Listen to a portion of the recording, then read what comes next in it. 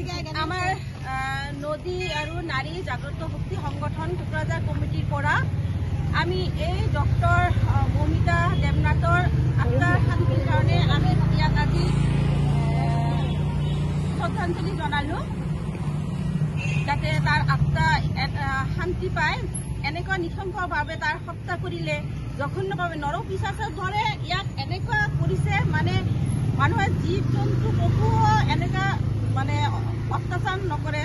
আমি মানুহ হৈ মানুহৰ আমাৰ যে জ্ঞানটো নাই, এইটোৱে আমি মানে আমাৰ ভাৰতবৰ্ষৰ প্ৰতি বছৰে আমি এনেকৈ পাই আছো যে আজি মৌমিতা চৌধুৰী হৈ আছে, কালি আৰু একজন হ'ব, অহাকালি আৰু আগতে হৈ গৈছে এনেকুৱা ঘটনাবিলাক। আমাৰ কি এইবিলাক কি বন্ধ নহ'ব নেকি?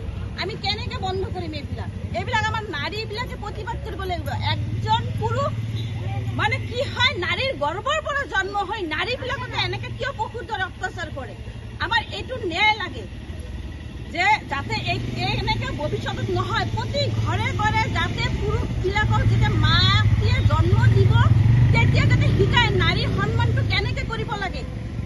আমাৰ যাতে আমাৰ ল'ৰা আছে, যাৰ ল'ৰা আছে, যাৰ ছোৱালী নাই, ছোৱালী কেনেকৈ সন্মান কৰিব লাগে সেইটো বুজাব লাগিব। এটা মাতৃৰ গৰ্ভৰ পৰা জন্ম হৈ মাতৃৰ সন্মানটো নাজানে। সেইকাৰণে আমাৰ এইখিনি প্ৰত্যেকটো নাৰী, প্ৰত্যেকটা মাৰ এইখিনি সৰুৰ পৰা আমাৰ শিকাব লাগিব যে মানে নাৰী কি। তো আমি এনেকৈ যাতে আগন্তুক দিনত নহয় এনেকৈ আমি ব্যৱস্থা ল'ব লাগিব, ল'ৰা যাতে আৰু আমি সহায়ৰ কাৰণে নিজে যাতে জিজিব পাৰে সেইখিনি আমাৰ ব্যৱস্থা ল'ব লাগিব। এতিয়া আমি এইখিনি কৈ আমি আগতে 5 মিনিট আমি এই মৌমিতা দেৱনাথৰ এনেকুৱা জঘন্য কাৰণে আমি 5 মিনিট মৌন থাকি ইয়াক আমি সন্মানটো জনাম।